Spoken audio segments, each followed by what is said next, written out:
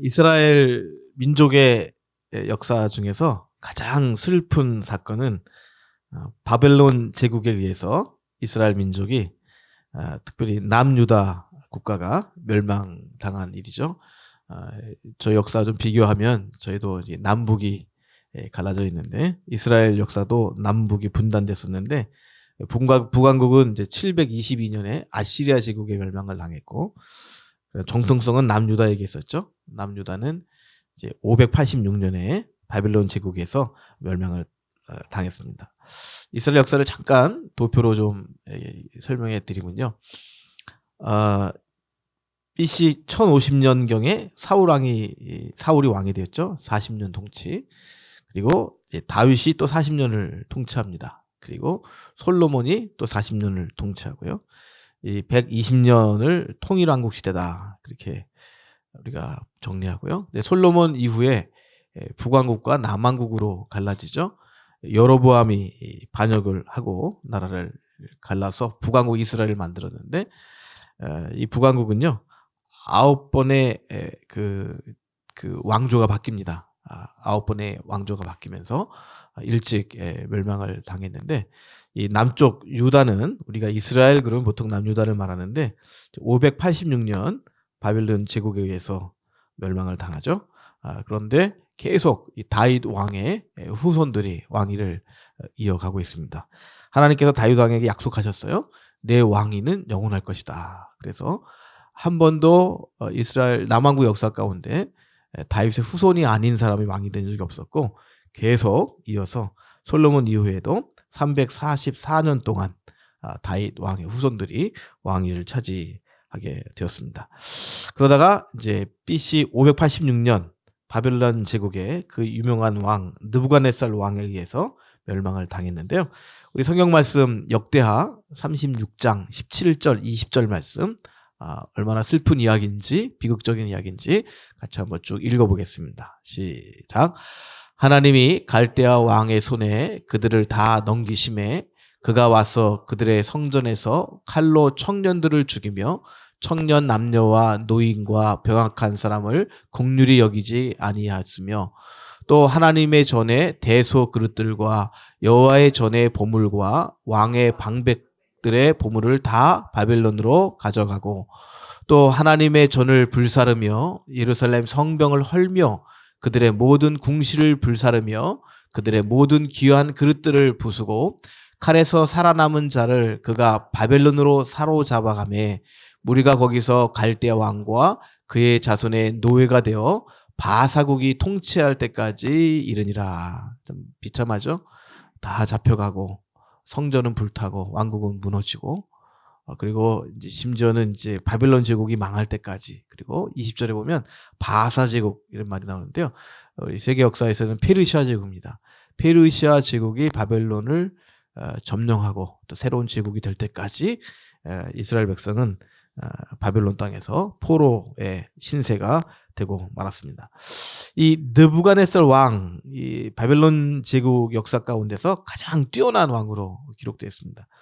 이 역사에 보면 이제 느부갓네살은 성경에만 나오는 용어고요. 세계사에 보면 우리말로는 네부카드네자르 이렇게 영어로도 되어 있는데요. 그렇게 기록되어 있습니다. 이 느부갓네살 왕은 586년 이전에 597년에 이미 한번 예루살렘을 침공해서 유다의 19대 왕 여호야긴이라는 왕이 있습니다. 이 여호야긴 왕과 많은 백성들을 이미 포로로 잡아갔고요. 이것이 597년인데요. 이어서 586년에 한 10년 지난 후에 예루살렘 수도를 함락시켜서 완전히 이제는 역사상 이스라엘 국가가 사라지는 그런 이제 역사를 일으켰습니다. 여러분 어느 민족에게나 가장 비극적인 일은요 나라를 잃어버리는 것이죠. 저희도 그런 경험이 있습니다. 하나님은 모든 민족을 축복하시고요. 그래서 모든 민족들이 이제는 그냥 민족으로만 있지 않고요. 민족으로만 있으면 소멸되기 쉬워요. 강한 민족이 공격하니까요. 그래서 국가를 형성하게 해주세요. 그리고 국가를 형성해서 나라를 지켜가면서 하나님이 주신 유산을 잘 보존해 가기를 원하시는 거죠. 또 저희들 여러분 우리 그 애국가는 원래 교회 찬송가였잖아요. 그것이 나라의 국가 됐는데 가사가 참 이렇게 강해요. 동해물과 백두산이 마르고 닳도록. 동해물이 마를 수가 없습니다. 백두산이 닳아 없어지지가 않아요. 근데 그렇게 될 때까지 영원토록 하나님이 보호하사 우리나라 대한민국 만세. 아마 세계 어느 나라도 어느 민족도 이렇게 강렬한 국가를 애국가를 갖고 있지는 않습니다. 이게 이제 믿음의 사람들이 원래 그 찬송가였죠. 우리는 동해물과 백두산이 이렇게 부르는데 원래 처음에는 찬송가를 불렀어요. 동해물과 백두산이 마르고 닳도록 하나님이 보호하사 우리나라 만세. 이렇게 원래 찬송가를 부른 거죠. 제가 지금 하나님 좀 혼동됐었는데요.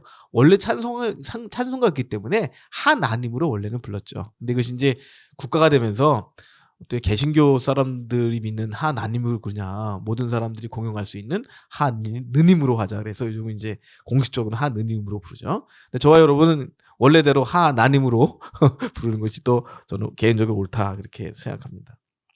정말 다른 나라의 왕에게 빼앗겨 버리면요, 우리가 경험했지만 언어, 문화, 그 아름다운 역사, 그 유산을 다 잃어버리는 비극을 맞이하게 되는 거죠. 하나님은 우리 민족에게 이 아름다운 나라 대한민국을 세워주셨습니다.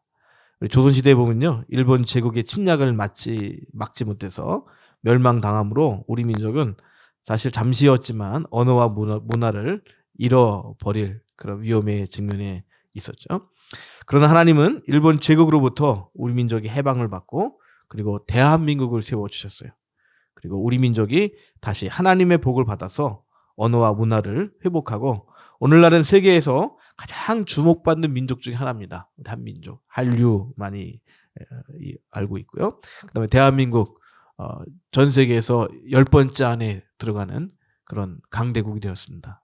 우리를 참 많이 이렇게 우리 그 객관적인 것보다 우리를 많이 낮춰보는 것 같아요. 정말 세계에서 10번째 가는 그런 위대한 나라로 하나님께서 복을 주신 것이죠. 우리 민족을 사랑하시고 복을 주시는 여호와 야훼 하나님께 정말 우리가 감사하고 찬양을 드리는 교회 또 우리 모두가 될 수 있기를 주의 이름으로 축원합니다. 이제 마태복음 1장 12절 오늘 본 말씀인데요. 바벨론 제국으로 끌려간 유다 지파 다윗 왕의 후손을 기록하고 있어요. 유다 왕국의 제19대 왕이죠. 마지막은 20대가 끝인데 그 직전 왕, 아까 말씀드린 역대상에 나오는 여호야긴이라는 왕인데요. 다른 말로는 여고냐 이렇게 이름이 되어 있습니다. 바벨론의 포로로 잡혀갔고 그곳에서 바벨론에서 자녀를 낳게 되었습니다. 마태복음 1장 12절 오늘 본문이죠. 같이 읽겠습니다. 시작. 바벨론으로 사로잡혀간 후에 여고냐는 스알델을 낳고 스알델은 수르바벨을 낳고 이어서 이제 자손의 인들이 쭉 이어지는 것을 볼 수가 있습니다. 이 역대상에서 여고냐 이 왕이 바벨론에서 포로로 끌려가서 이제 자녀를 낳았는데 역대상에 보니까 7명의 아들을 낳았다. 역대상에 기록되어 있습니다. 한번 역대상 3장 17, 18절 그 7 아들의 이름을 같이 한번 읽어보겠습니다. 시작. 사로잡혀간 여고냐의 아들들을 그들 아들 스알디엘과 말기람과 부다야와 세나살과 여기야마와 호사마와 느다바요. 이 성경에 기록된 족보에 대해서는 조금 복잡하고 어려운 게 참 많이 있어요. 또 여전히 우리가 그걸 정리할 때 의문점도 많고요. 근데 오늘 뭐 그런 걸 다 말씀드렸고 아무튼 공식적으로 이 여고냐는 여호야긴 왕은 바벨론 포로에 가서 7 아들을 두었다 그래요. 어떤 아들은 자기가 낳은 아들도 있고 어떤 아들은 자기가 이제 뭐죠? 그 양자해서 아무튼 법적으로 7 아들을 두었다 하는 겁니다. 이게 왜 성경에 기록됐을까? 아름답지 못한 참 비극적인 역사인데. 아마 이 여고냐 이 왕은 바벨론 제국에 끌려가서 하나님 앞에 많은 참회의 기도를 드렸을 거예요. 자기 왕실과 그 이스라엘 백성의 죄 때문에 하나님의 심판을 받고 왕이 바벨론의 포로로 끌려간 거예요. 우리로 말하면 우리는 그런 적은 우리도 왕들이 일본에 끌려간 적이 있나요? 제 기억으로는 기억나지 않는데 뭐 잠시 갔다 온 적은 있을지 모르지만 완전히 포로로 끌려간 적은 없잖아요. 얼마나 많이 회개했을까요? 그래서 이 7명의 이름들의 뜻을 보면 이 여고냐, 이 여호야긴 왕의 그 심정, 마음의 상태를 우리가 잘 이렇게 들여다볼 수 있습니다. 한번 제가 좀 정리해 봤는데요. 네, 첫째 아들 스알데엘은요 무슨 뜻이냐면 하나님께 간구하다는 거죠. 여러분 이제 폐위된 그 왕이 무슨 할 일이 있겠어요? 하나님께 기도하는 것밖에 없습니다. 율법을 지키지 않고 우상을 섬기며 죄악을 범했기 때문에 이스라엘 민족이 유다 국가가 참 멸망당하는 비극을 지금 바라보고 있게 되는 거죠. 그래서 하나님께 기도하고 간구하는 겁니다. 이제 두 번째 아들 말기람이 있는데 이 말기람의 뜻은 우리 왕은 높으시다 이런 말이거든요. 누굴까요 이 왕이? 여고냐가 이제 유다 왕국은 망하는 거예요. 자기 다음 왕으로 끝나요. 이미 끝난 거예요 사실은. 형식적으로 마지막 왕이 서 있는 것이지 유다에 이미 끝난 겁니다. 자기와 자기 자식들은 지금 바벨론의 포로로 잡혀 있어요. 이제 누가 왕이실까요? 여호와 하나님만이 왕이신 거예요. 우리는 망한 거예요. 그런데 하나님께 찬양을 드려요. 우리 왕 대신 여호와는 높으시다. 그 다음에 또 아들을 이름을 부다야 이렇게 이름을 줘요. 그 위대하신 우리 왕께서 속량하셨다. 우리를 용서하셨다. 그 다음에 세낫살. 그래도 소망을 가져요. 하나님 우리 아들들을 지켜주시오. 지켜주세요. 뭔가 이스라엘 민족의 소망이 되어야 되잖아요. 우리 자손을 지켜주시고 여가며 여호와께서 세워주세요. 그리고 이제 감사 찬양하는 거죠. 호사마 하나님께서 응답하셨다. 내 죄를 용서하시고 우리를 속량해 주시고 우리 자식들을 지켜주시고 하나님께서 이 나라를 세워주시고 이 나라를 통치할 왕을 세워주시고 결론은 뭐죠? 호사마 여호와께서 응답하셨다. 내 기도에 응답하셨다. 마지막 느다바 여호와는 관대하시다. 은혜로우시다. 우리는 죄가 많지만 우리는 죄가 많아서 바벨론의 포로로 잡혀와서 다윗 왕실이 폐위가 되고 참 비극적인 일을 경험하고 있지만 하나님은 은혜로우시다. 관대하시다. 참 이 이름을 볼 때마다 참 이 여고냐 왕이 정말 얼마나 하나님께 간절히 기도했을까 하는 생각을 가져보게 됩니다. 우리 민족이 비극적인 역사를 맞게 되면 민족의 지도자 백성은 하나님께 진심으로 회개하고 하나님이 우리를 긍휼히 여겨주시고 회복해 주시기를 기도해야 될 줄을 믿습니다. 개인의 역사에도 마찬가지죠. 개인적으로 가정적으로 어려운 일을 당하게 되면 옆에 있는 분들은 위로해 주셔야 돼요. 욥의 친구처럼 환난당한 그 사람에 대해서 사람의 판단으로 이렇게 저렇게 말하는 건 아니에요. 무조건 어려움을 당한 사람은 어쨌든지 간에 위로해 줘야 되는 거죠. 그러나 직접 당한 내 자신은 철저히 자신의 허물을 돌아보면서 하나님 앞에 회개하고 회개로 끝나는 것이 아니라 하나님의 도우심을 간구하는 그런 기도를 우리가 드려야 될 줄 믿습니다. 사랑하는 성도 여러분, 오늘 우리의 상황은 어떻습니까? 저는 작년까지만 해도 좀 웃고 다녔어요. 괜찮을 것 같아서요. 어려운 일이 많이 있었지만 막연하게 잘 되겠지 무슨 집회를 하든 말든 잘 되겠지. 대한민국 잘 되지. 그런 이제 생각을 많이 했던 것 같습니다. 그런데 지금은 바벨론 제국에 끌려간 여고냐 여호야긴의 심정으로 회개하고 우리 가정과 교회와 민족과 나라의 회복을 위해서 이제는 기도할 때가 아닌가 그런 생각을 해봐요. 어젯밤에도 무슨 모임에서 나갔다가 이제 나라를 위해서 여러 가지 얘기를 하는데 다 목사님 장로님들인데 의견이 다 틀리더라고요. 그래서 한 분이 그만하자고, 좀 더 했다가 싸울 것 같다고. 그래서 아니 한 예수님, 한 하나님, 한 성령님 믿는 우리 목사님 장로님들이 모였으면, 또 같은 목적을 모였으면 좀 의견이 일치돼 가야 되는데 다 갈라져 있어요. 괜찮아, 나아지겠지. 예. 이렇게 생각하면 안 될 것 같습니다. 정말 큰일이다. 우리 이제 기도하지 않으면 정말 안 돼. 이런 강렬한 간절한 마음으로 하나님의 강한 통치하심을 구하고, 또한 동일하게 그렇게 해주실 하나님께 감사하고 찬양 드리는 우리 토기장지 교회 모든 성도님들 다 되시기를 주의 이름으로 부탁을 드립니다. 네, 이 바벨론으로 끌려간 다윗 왕의 후손들 어떻게 되었을까요?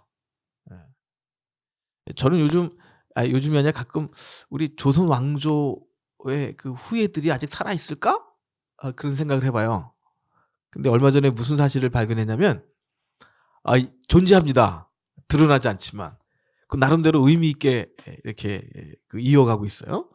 그 조선 왕실이 운영하는 대학이 있더라고요, 우리나라에. 그러니까 이화 여자 대학은 이제 선교사님들이 세우셨죠.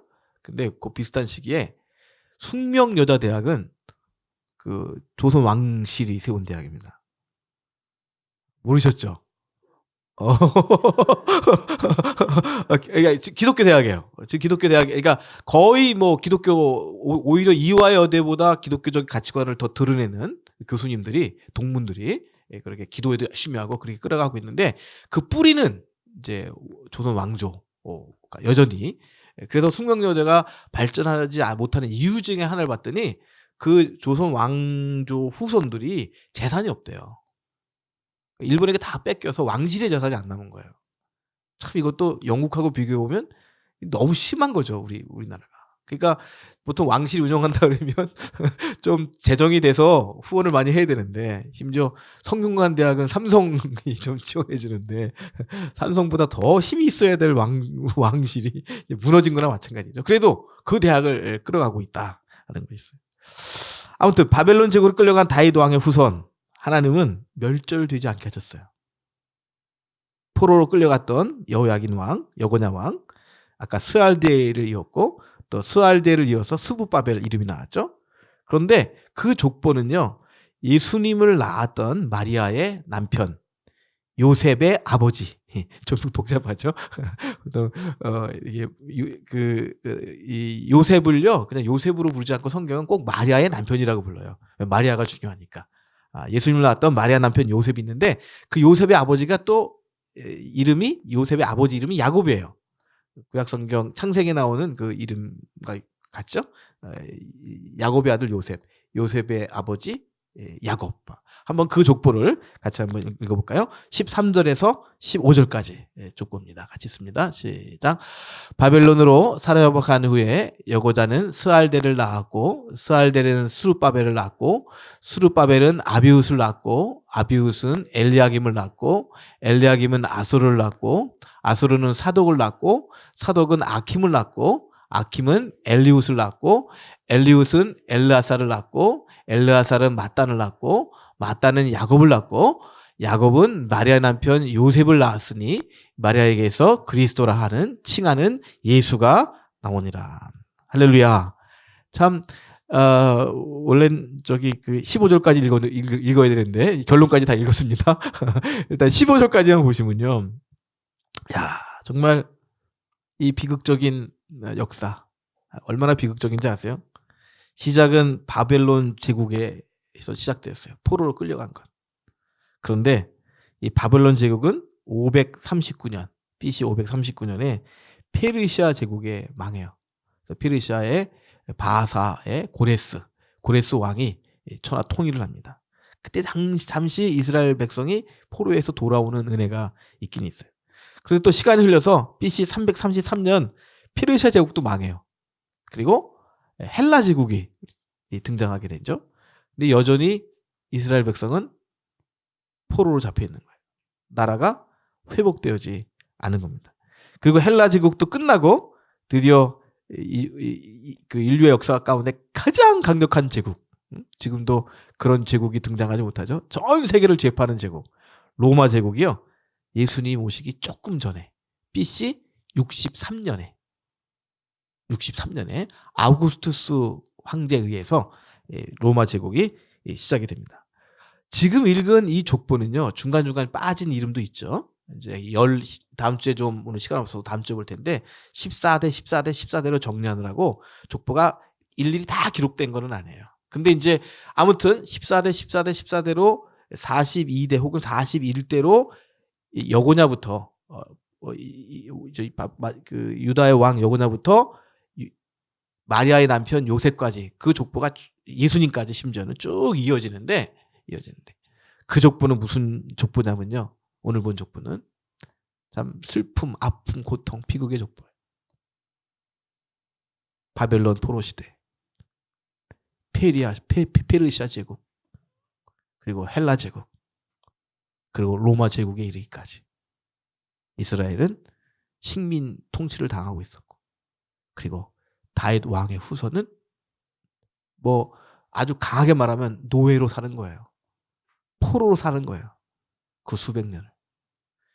BC 586년에 멸망됐으니까 거의 600년 가까이. 600년 동안 비극의 역사를 이어가는 것이고, 그러나 우리가 여기서 한 줄기 빛을 보죠? 하나님은 중단시키지 않으세요. 그 소망의 빛을 단절시키지 않으세요. 계속 이어서 다윗 왕의 후손을 거쳐서 하나님은 이스라엘을 구원하실 메시아, 그리고 그를 통해서 온 인류를 구원하실 계획을 차곡차곡 하나님은 준비하시고 쌓아가시는 것을 볼 수가 있습니다. 역사의 어둠 속에서도, 민족의 비극 속에서도 하나님의 계획은 준비되어 있습니다. 아무리 세상에 강력한 권력자가 등장해서 이스라엘 민족과 만국을 통치한다 해도 하나님은 그 악한 권력을 심판하시고요. 결국은 그 심판하시는 하나님의 역사를 막을 자가 아무도 없는 거예요. 로마의 황제 아우구스투스가 평화를 통일하죠. 그리고 팍스 로마나 정말 인류에 없었던 그 많은 나라들을 통치하는데 평화로운 거예요. 그러니까 이스라엘 백성들도 로마 시대에 사실은 그 전보다는 좀 더 많은 자율권을 가지고 뭐 행정권은 없어도 민법이나 상법은 다 자율적으로 이스라엘 민족이 스스로 그게 이제 산해드린 공회죠. 우리로 말하면 국회는 존재하는 거예요. 군사권과 형사권은 없어도. 기본적인 형사도 주어지겠죠. 근데 사용권 같은 정치범을 다스리는, 오늘 우리나라도 이제 검찰권과 막 싸우는데 그런 이제 나름대로 질서가 있기 때문에 로마 제국이 세계를 다 통치해도 끄떡없는 거예요. 바로 그때 하나님은 누굴 보내시냐면 예수님을 보내주신 줄을 믿습니다. 사랑하는 성도 여러분, 세상에 아무리 악하고 비극적인 일들이 우리 앞에 있어도요, 결국 우리는 하나님이 구원하시고, 하나님이 통치하시고, 하나님이 다스리시고, 하나님이 정리하시고 정돈하신다고 하는 이 성경의 역사의 큰 교훈을 반드시 기억해야 될 줄을 믿습니다. 그리고 그것을 기대하면서 기도하는 거예요. 여러분 뭐 어디 집회 나갈 수 있습니다. 우리도 소리 지를 수 있습니다. 그러나 우리는 하나님의 자녀로서의 자존심과 자긍심과 우리의 위치를 좀 지킬 필요는 있어요. 아니 이미 이기신 거예요. 하나님이.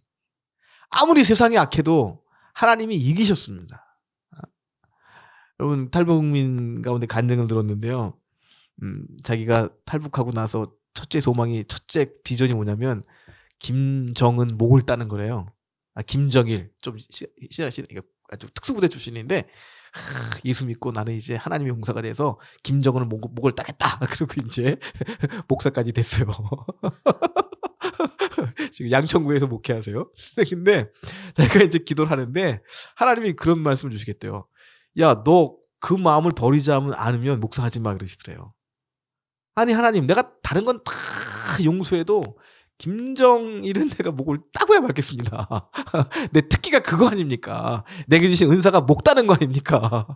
나는 가서 따고 오겠습니다. 이렇게 이제 하나님 기도하는데 하나님 계속 그렇게 기도하려면 기도하지 말고 목사 그만해 하시는 거예요. 그래서 계속 깊이 기도하면서 하나님 뜻이 뭔가 했더니 내가 너에게 원하는 거는 김정은 목을 따는 게 아니라 김정은에게 복음을 전하는 거다. 그 사람 목을 따게 중요한 게 아니라 북한 땅에 예수 그리스도의 복음이 들어가는 것이 중요해. 그거 내려놔 한다는 거예요. 그러니까 어떤 때는요, 우리 그 극단적인 생각 있잖아요. 그것이 의로운 것 같지만 하나님 이미 이기셨어요. 우리가 칼을 들고 목을 따지 않아도 하나님은 이기실 거예요. 하나님은 하나님 나라를 세우실 거예요. 여러분, 아무리 역사가 어두워도, 우리 민족의 역사가 어두워도 지금 1세기 이스라엘 같지는 않잖아요. 바벨론 제국, 페르시아 제국, 헬라 제국, 로마 제국에까지 600년 동안 이스라엘은 포기해도요, 하나님은 이스라엘을 포기하지 않으세요. 마찬가지로 하나님이 대한민국을 세우셨다면 하나님은 대한민국을 포기하지 않으실 줄 믿습니다. 할렐루야. 네. 개인적으로는 마찬가지입니다. 대한민국보다 더 소중한 게 뭔지 아세요, 여러분? 하나님 앞에서? 하나님 앞에서 대한민국보다 소중한 것은요, 저와 여러분 한 명 한 명의 영혼이에요.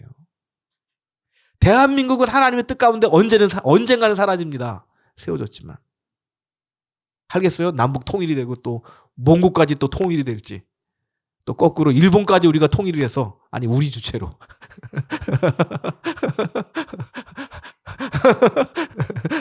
모르는 일이에요. 국가라는 건 하나님이 세우시고 허무시잖아요. 근데 우리 영혼은 영혼해요. 우리 젊은 학생들이 있는데 대한민국보다 우리 형제자매 한 명이 그 영혼이 하나님은 더 소중하신 거예요. 대한민국을 위해서 예수님 피 흘리지 않으셨어요. 근데 우리를 위해서 피 흘리셨어요. 나를 위해서 피 흘리셨어요. 저는 분명히 하나님께서 대한민국을 지키신다 확신하고 믿습니다. 그러나 그것보다 더 중요한 것은 우리 자신이고 우리 가정이고, 그리고 토기장의 집 교회 가정들이 모여있는 토기장의 집의 교회, 그리스도의 몸된 교회, 피값 사신 교회, 이 교회가 대한민국보다 소중할 수 있어요. 할렐루야. 그것이 하나님의 뜻이고 예수님이 그렇게 우리를 위해서 십자가에서 죽으시고 부활하셨다 하는 것입니다. 여러분, 바벨론 제국에 의해서 유다가 멸망했죠. 다윗의 왕권이 폐위되고 페르시아 제국, 헬라 제국, 이어서 로마 제국이 등장하는데 바로 이때 하나님은 세상을 구원할 만왕의 왕 예수 그리스도를 보내셨죠. 아까 읽었지만 다시 한번 16절 같이 한번 읽겠습니다. 16절입니다. 시작. 야곱은 마리아의 남편 요셉을 낳았으니 마리아에게서 그리스도라 칭하는 예수가 나시니라. 이 당시에 세상을 지배하는 황제는 로마의 아우구스투스죠. 그는 로마 제국의 초대 황제로요. BC 30년부터 14년까지 재임했다 그래요. 그 로마 제국의 평화 시대를 열었다. 아주 세계사의 가장 유명한 왕 중에 한 명입니다. 그런데 이 포로의 후손, 다윗 왕의 후손, 야곱이 낳은 마리아의 남편 요셉은 다윗 왕의 후손이고 또 그의 아내 마리아에게서 예수님이 나셨는데요. 마태는 이 예수님을 뭐라 그러냐면 그리스도라 칭하는 예수다 이렇게 말하고 있어요. 굉장히 중요한 말입니다. 예수는 사람의 이름이고요. 그는 그리스도라고 하는 직분이 있다. 제가 이성민 목사 그러면 이성민의 이름이고 목사는 직분이잖아요. 예수는 그분의 이름이시고 우리 주님의 이름이시고 그리스도는 그분의 직분이에요. 그래서 그리스도라고 불리우는 그리스도의 직분을 받는 예수가 나셨다 이렇게 증거합니다. 그런데 잠깐 비교하자면 이 다윗 왕의 후손 가운데 보내신 이 예수님은 아우구스투스와 비교하니까 너무 초라해요. 마리아의 남편 요셉은 어디 사냐면요. 유다 땅에 살지도 않아요. 갈릴리 북쪽에. 남북이 갈렸는데 정통성이 없는 북쪽에 이제 왕족이 이렇게 흩어지면서 그냥 예루살렘에 살지도 못하고 유다 땅에 살지도 못하고 서울과 경기도도 못 살고 충청도도 못 살고 저 평안도 저 위에가 사는 거예요. 거기에 서서 나사렛이라는 아주 조그만 동네. 구약 성경에 나사렛 지명이 없어요. 한번 가보니까 여러분 마리아가 요셉이 왜 결혼했을까? 나이 차이가 많은데도 신랑 신부가 총각 처녀 총각이 마리아와 요셉밖에 없었던 것 같아요. 그냥 당연히 결혼해야 돼. 왜 우리 동네 사람이 없어. 그 정도로 사람이 없는 정말 무명한 거예요. 근데 거기서 이 다윗 왕의 후손인 요셉이 마리아의 남편이 목수일을 하고 있는 거예요. 근데 누가 통치하죠? 아우구스투스가. 전혀 비교가 안 되죠. 경주할 수가 없죠. 뭐 싸울 수가 없죠. 그런데 이 요셉이 낳은 예수님이 세상을 구하는 메시아 그리스도라고 아주 담대히 마태는 선포하고 있습니다. 지난주에 말씀드렸죠. 마태는 원래 로마 황제를 위해서 일하는 사람이죠. 세무 공무원이니까요.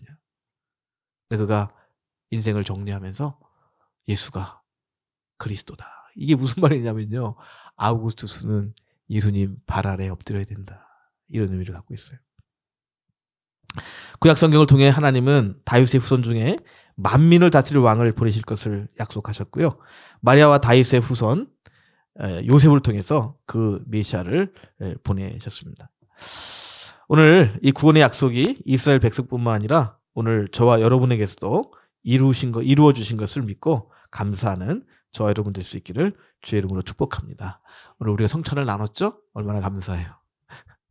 마구간에 나신 예수님인데 사실은 아우구스투스를 발에 밟으실 그런 분이신데 그는 그의 왕권을 한 번도 쓰지 않으셨어요. 땅에 사시면서. 마지막 시험이 있었죠. 십자가에서. 내가 정말 하나님의 아들 그리스도 역은 십자가에서 내려와라. 사람들이 조롱했어요. 그것도 참으셨어요. 왜? 그분은 총과 칼로 무력으로 우리를 다스리는 분이 아니라 사랑으로. 이 세상에서 강력한 무기는요, 핵무기가 아닙니다. 하나님의 사랑입니다. 하나님의 사랑이 저 북한의 핵무기도 녹여주실 줄 믿습니다. 우리 민족의 이 상처도 그 사랑에 녹여주실 줄 믿습니다. 권력으로 안 되는 겁니다. 세상에. 돈으로도 안 되는 겁니다. 무기로도 안 되는 겁니다. 우리를 구원할 수 있는 유일한 방법은 십자가의 사랑이에요. 그걸 참으시는 거예요. 그 조롱을 당하면서. 내가 하나님의 아들 그리스도의 건 십자가에서 내려와라. 내려가고 싶죠. 저 같으면 내려가서 다 뽀개 죽였을 거예요. 그게 하나님의 사랑이죠. 우리 한 영혼을 구원하시려고. 다 개인이거든요. 구원은. 우리 한 명 한 명을 구원하시려고. 이스라엘 민족도 중요해요. 로마 제국도 중요해요. 로마 제국을 그 정도로 하시는 것도 중요해요. 그건 다 뒤로 미루시는 거예요. 가장 중요한 거는 우리 영혼 한 명 한 명이에요. 마음 같아서는 우리 인간적인 생각으로는 십자가에 내려오셔서 로마로 쳐들어가서 아구스 황제를 몽둥이로 때려부시고 거꾸로 십자가에 못 달고 아주 화형을 시켜버려야 돼요. 그런데 당하시는 거예요. 왜? 우리 죄를 속량하셔야 되잖아요. 우리 죄를 속량하셔야 되잖아요. 그냥 당하시는 거예요. 그리고 그 피 흘리심으로 우리의 죄를 속량하시고 우리를 하나님의 자녀로 삼아 주신 줄 믿습니다. 여러분, 이렇게 해서 저와 여러분이 죄 용서받고 예수님의 십자가의 능력으로 죄와 사망의 권세에서 해방되었어요. 그리고 놀랍게 하나님 우리에게 선물을 주시는데 예수님의 이름을 선물로 주셨어요. 여러분, 한번 역사를 정리해 봅시다. 결국 예수님의 제자들이 이겼나요? 아우구스투 황제 로마 제국이 이겼나요? 시간은 좀 많이 걸렸지만 300 AD 313년에 한 300년 정도 시간이 걸렸지만 로마 제국은 제국적으로 마음에 물렵니다. 그리고 예수를 그리스도로 받아들여요. 그리고 기독교 국가가 돼요. 역사가 지나가면서 좀 잘못된 역사도 나타났어요. 심지어는 교회의 지도자인 교황이 로마의 황제를 세우는, 그는 부정적인 면도 있고 긍정적인 면이 있어요. 부정적인 면은 뭐죠? 교회의 지도자도 인간이에요. 무슨 교황이 돼서 뭐 하나님의 권세를 행사해요. 그건 부정적인 거죠. 긍정적인 건 뭐죠? 땅의 왕들이 그리스도의 권위 앞에 무릎을 꿇게 되는 거예요. 그래서 오늘 로마 제국에 교황청이 여전히 존재하는 거죠. 저는 교황청에 대해서 굉장히 부정적인 생각을 갖고 있지만 하여튼 역사의 한 모습을 보여주는 거예요. 정말 예수님 십자가에 죽으셨지만 그 예수님의 이름으로 살아가는 교회가 로마 제국까지 다스릴 때가 있었던 거예요. 할렐루야. 지금도 마찬가지입니다, 여러분. 토기장인입 교회는 근정 빌딩 9층에 저 종탑에 물탱크 아래 있지만 여기서 바라보이는 저 롯데월드는 상당히 화려해 보이지만 이 물탱크 밑에 있는 저와 여러분 토기장인입 교회 성도님들이 저 롯데월드 타워를 부수지는 않게 될 겁니다. 그러나 찾아가서 점령할 날이 있게 될 줄 믿습니다. 예. 올 2020년 크리스마스에는 롯데월드 다 가시죠. 제일 높은 데에 까지 올라가서 한번 주여 삼창하고 그리스도의 통치를 그리스도께서 롯데그룹을 다스리시고 삼성그룹을 다스리시고 대한민국을 다스려 주옵소서. 그렇게 우리가 그리스도 예수 안에서 위대한 사람이 되었습니다. 혹시 세상의 역사가 우리의 마음을 아프게 해도 참 비극적인 마음이 들 때 해도 낙심하지 마시고 예수 그리스도의 이름으로 기도하며 또 여러분의 가정에 어떤 험한 일이 있더라도 십자가에서 우리를 위해서 피 흘리신 그 예수님, 왕 되신 예수님, 그분의 이름으로 기도하면 되는 거예요. 그분이 살아계시기 때문에. 저와 여러분 남은 생에 또 토기장인주 교회의 미래가 그리스도 예수 안에서 복되게 되시기를 주의 이름으로 축원합니다.